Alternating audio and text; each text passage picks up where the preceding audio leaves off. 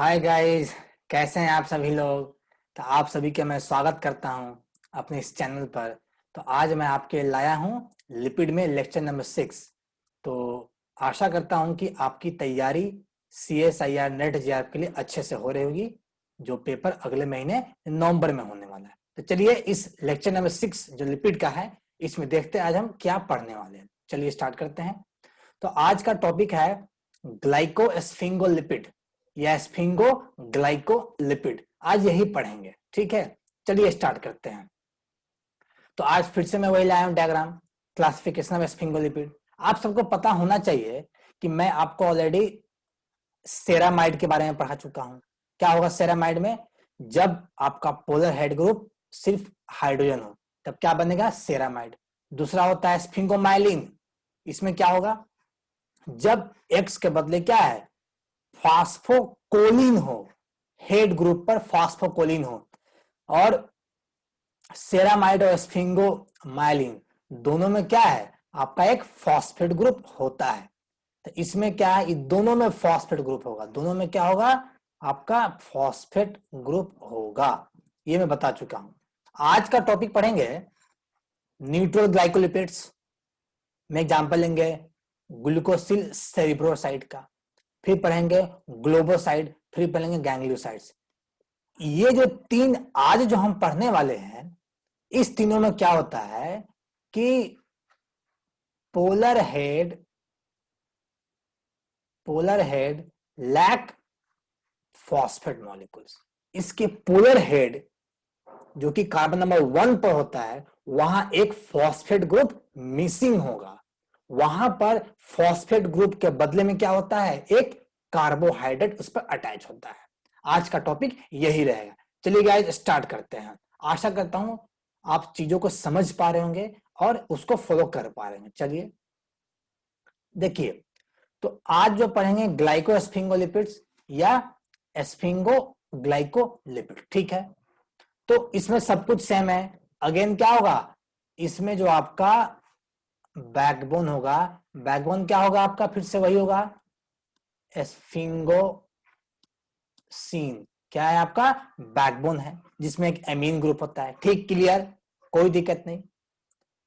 ये plasma member के outer face में होता है। दूसरी बात, यहां जो आपका पोलर हेड ग्रुप होगा, वह polar head group sugar molecule होता है। सुगर यानी कार्बोहाइड्रेट मॉलिक्यूल्स होती है। ये क्या है आपका? कार्बोहाइड्रेट मॉलिक्यूल्स इसमें होता है। ठीक, बात समझ में आई? यहां पर कोई दिक्कत तो किसी को नहीं है। ये कार्बोहाइड्रेट मॉलिक्यूल्स इस सेरामाइड मोइटी के कार्बन नंबर 1 पर जहां OH ग्रुप है, वहीं पर ये कार्बोहाइड्रेट अटैच दिखाई देता है। क्या यहां तक क्लियर है? कोई समस्या नहीं है? बातें समझ में आ रही है? अब देखो, नोट यहां करना है कि यहां फॉस्फेट ग्रुप नहीं होना चाहिए। क्लियर? ठीक है। अब देखिए, यहां कहा 1 या मोर शुगर होगा, तो इस शुगर यानी कार्बोहाइड्रेट। तो अगर आप कार्बोहाइड्रेट का टाइप से बदलते जाओ, जैसे कि कभी ग्लूकोज ले लो, कभी गैलेक्टोज ले लो, कभी कुछ ले लो, तो उस तरीके से जब टाइप्स को बदलोगे तो पता चलेगा कि ग्लाइकोस्फिंगोलिपिड भी 3 टाइप्स का होता है। फर्स्ट टाइप्स है सेरिब्रोसाइट्स, दूसरा है ग्लोबोसाइट्स, तीसरा है गैंग्लियोसाइट्स।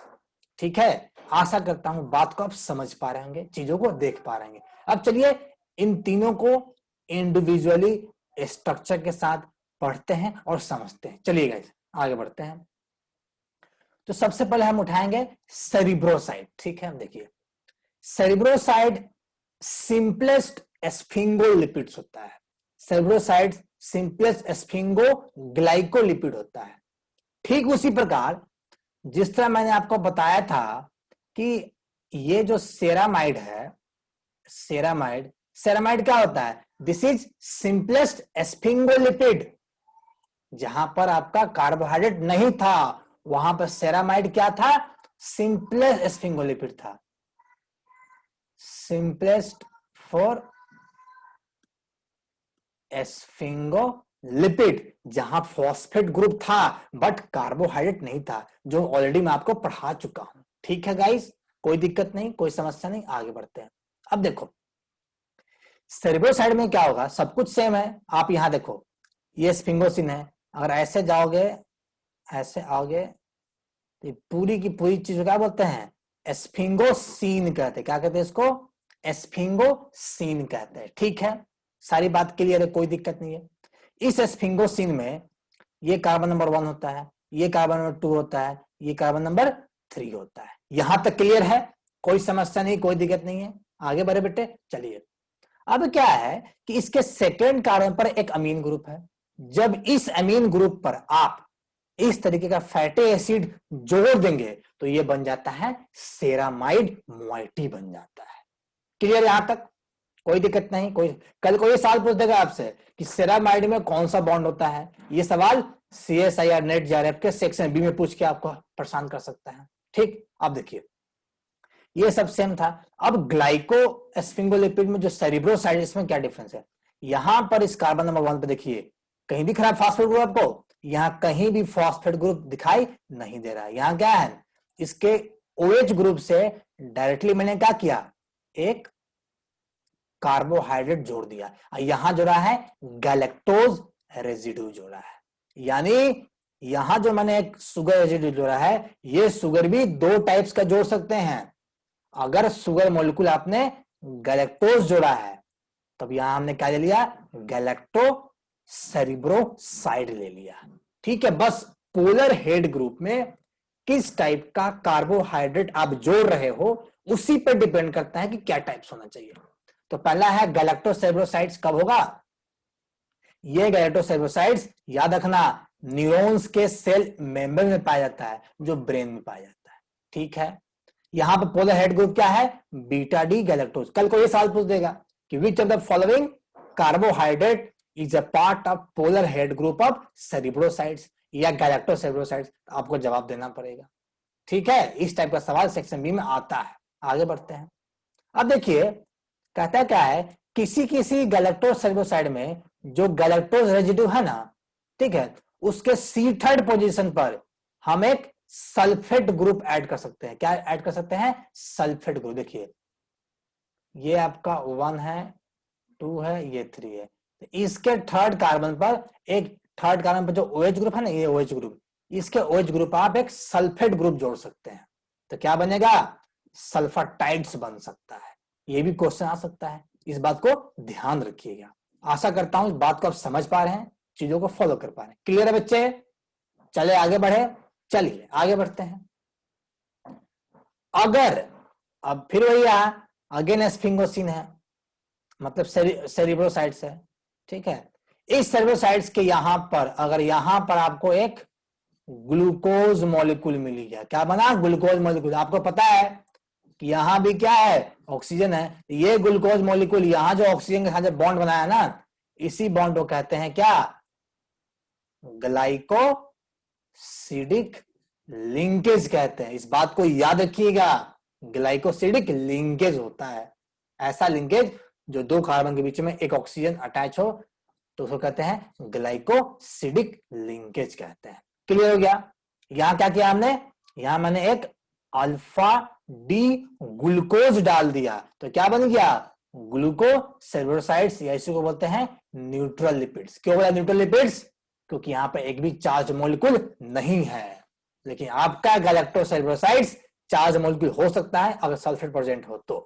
क्लियर, कल कोई सवाल आपसे पूछ देगा इसमें कौन सा न्यूट्रल लिपिड्स होता है, तो ग्लूकोसेरिब्रोसाइड्स या न्यूट्रल लिपिड्स। क्लियर हो गया, कोई दिक्कत नहीं, कोई समस्या नहीं। ये ग्लूकोसेरिब्रोसाइड याद रखना, ये नॉन न्यूरोनल टिश्यूज में होता है, मतलब ये न्यूरॉन्स के टिश्यू में नहीं पाया जाता है, ये अदर टिश्यू में पाया जाता है। इस बात को ध्यान रखिएगा कि गैलेक्टोसेरिब्रोसाइड्स न्यूरोनल टिश्यू में पाया जाएगा, ठीक है, और ग्लूकोसेरिब्रोसाइड्स नॉन न्यूरोनल टिश्यूज में पाया जाता है। ये डिफरेंस याद रखना बहुत ज्यादा इंपॉर्टेंट है।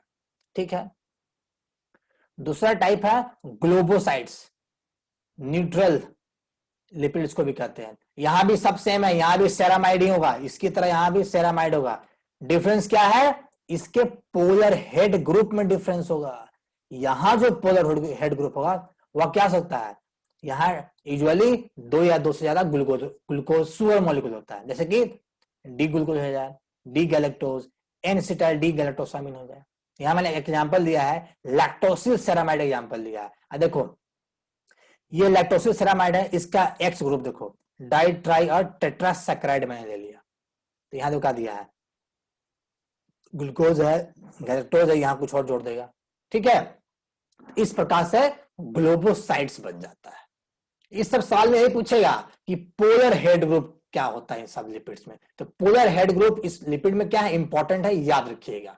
दूसरा स्फिंगोसिन में किस टाइप का बॉन्ड बनता है फैटी एसिड का, ये दो बात याद रखना, सवाल बन जाएगा, ठीक है, क्लियर। आगे बढ़ते हैं, चलिए। अब तीसरा टाइप्स है गैंग्लियोसाइड्स। ये जो गैंग्लियोसाइड्स होता है ये काफी कॉम्प्लेक्स ग्रुप होता है, क्यों?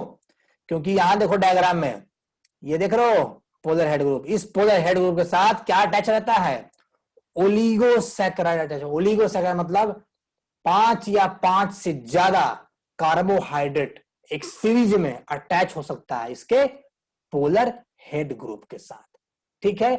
इसमें कम से कम एक सियालिक एसिड होना चाहिए। देखो यहां दिखाया मैंने, एन एसिटाइल न्यूरामिनिडेट या न्यूरामिक एसिड को कहते हैं क्या, सियालिक एसिड। अगर कम से कम एक सियालिक एसिड अगर अटैच है तो इस टाइप के गैंग्लियोसाइड्स को क्या कहते हैं, जीएम कहते हैं, GM. G for gangliosides, M for mono, मतलब एक सियालिक एसिड। अगर 2 सियालिक एसिड हो क्या कहेंगे, गैंग्लियोसाइड, जीडी कहेंगे, यानी 2 सियालिक एसिड। क्लियर, यहां तक कोई दिक्कत नहीं। अब यहां देखो इसके पोलर हेड में क्या है, इसके पोलर हेड ग्रुप में है D glucose, D galactose, N acetyl D galactosamine और D galactose. 4 carbohydrate molecule attach है, उससे ज्यादा भी हो सकता है, इसलिए गैंग्लियोसाइड्स काफी कॉम्प्लेक्स ग्लाइकोस्फिंगोलिपिड्स होता है। इसको याद रखिएगा, ये कहां पाया जाता है, ये ब्रेन में जो लिपिड होता है उसके सेल मेम्ब्रेन के सरफेस पे पाया जाता है, गैंग्लियोसाइड्स पाया जाता है। क्लियर, कोई दिक्कत नहीं, कोई समस्या नहीं, बातें समझ में आ रही है। दूसरी बात, बैक्टीरिया में जो प्रोटीन टॉक्सिन्स होता है ना, इस प्रोटीन टॉक्सिन्स के लिए रिसेप्टर का काम करता है क्या, गैंग्लियोसाइड। मतलब ये मान ली गैंग्लियोसाइड्स है, तो यहाँ पे प्रोटीन टॉक्सिन ऐड हो जाए, ये रिसेप्टर है।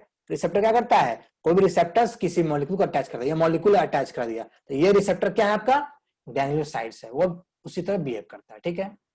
दूसरी बात, सेल सेल रिकॉग्निशन में डिटरमाइन करता है। जैसे देखो, जब मैंने कह दिया कि ये सेल सरफेस के मेम्ब्रेन, सेल मेम्ब्रेन के सरफेस होता है, तो मान लो ये सेल है, इसके सरफेस पाया जाता है, तो मान लो यहाँ एक गैंग्लियोसाइड्स है और दूसरा सेल यहाँ है, यहाँ भी एक गैंग्लियोसाइड्स है, तो क्या करेगा, यहाँ भी गैंग्लियोसाइड्स है, यहाँ भी गैंग्लियोसाइड्स है, तो दोनों गैंग्लियोसाइड क्या करेगा, एक दूसरे को पहचान करके, रिकॉग्नाइज करके बाइंड कर सकता है। तो क्या होगा इससे कि हमारा सेल 1 और सेल 2 दोनों के बीच में क्या है, सेल सेल रिकॉग्निशन में ये हेल्प करता है, ठीक है। मतलब ये गैंग्लियोसाइड मदद करता है कि हमारा सेल कहाँ है उसको पहचाने। कैसे पहचानोगे, तो इस सेल के ऊपर में क्या है, गैंग्लियोसाइड्स का एक रिसेप्टर्स पाया जाता है। क्लियर हो गया, कोई दिक्कत नहीं, कोई समस्या नहीं है, आगे बढ़ते हैं, चलिए। तो ये लेक्चर यहीं समाप्त होता है। तो आज के लेक्चर्स में आपने क्या सीखा, आज के लेक्चर में मैंने आपको बताया ग्लाइकोसिल स्फिंगोलिपिड, ग्लाइकोस्फिंगोलिपिड या स्फिंगोग्लाइकोलिपिड, ये पढ़ा दिया मैंने।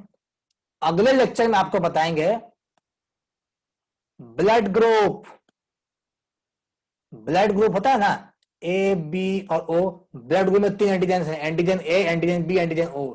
इसका भी अगर देखोगे कंपोजिशन ना, ये भी क्या होता है, स्फिंगोग्लाइकोलिपिड ही होता है। तो दिखाएंगे आपको कि blood group A B O में स्फिंगोग्लाइकोलिपिड का किस टाइप का स्ट्रक्चर बना होता है, कैसे हम पता करते हैं कि ये ब्लड ग्रुप ए होगा, ये ब्लड ग्रुप बी है, ये ब्लड ग्रुप ओ है। इस पर क्वेश्चन आ चुका है, मुझे याद नहीं आ रहा, मैं बता दूं, CSIR जून 2005 या 2006 के पेपर में सवाल आ चुका है। सवाल था कि एंटीजन ए को इसमें से कौन सा स्फिंगोलिपिड कोड करता है। तो स्फिंगोलिपिड का स्ट्रक्चर दे दिया था कि कौन सा है जो उसको डिटरमाइन करता है कि एंटीजन ए है, उसमें तरह तरह का ओलिगोसैकेराइड जोड़ के बताता है। ये सवाल भी आप, ये चीज भी आपको अगले क्लास में बताएंगे। उसके अलावा आपको बताएंगे डिजीज यानी डिसऑर्डर। इन सारे टाइप्स के लिपिड को, किसी पर्टिकुलर लिपिड को अगर डिस्ट्रॉय करते हो ना, तो इससे एक पर्टिकुलर टाइप्स का डिजीज कॉज होता है बॉडी में। मैं एक एग्जांपल देता हूं, आपने पढ़ा होगा टे सैक डिजीज। क्या होता है? टे सैक डिजीज है। टे सैक डिजीज, ये डिजीज कैसे होता है? जब गैंग्लियोसाइट्स को आप ब्रेक कर दोगे ना, तो टे सैक डिजीज कॉज होता है। इस तरीके का बहुत सारे डिजीज है जो बताएंगे अगले क्लास में, क्योंकि काफी इंपॉर्टेंट है, पेपर में आया हुआ है। देखिए कहीं ना कहीं शेष है पेपर में ना, टे सैक डिजीज से क्वेश्चन पूछा था एक बार। ठीक है, तो आज लेक्चर यहीं समाप्त करते हैं, अगले दिन ये सब टॉपिक कवर करेंगे। तो अच्छा लगा हो तो लाइक कर दीजिएगा, और नए बच्चे वीडियो को सब्सक्राइब कर लेना। तब तक tata bye bye, take care. फिर मिलते हैं अगले क्लास में एक नए टॉपिक के साथ। Bye, take care.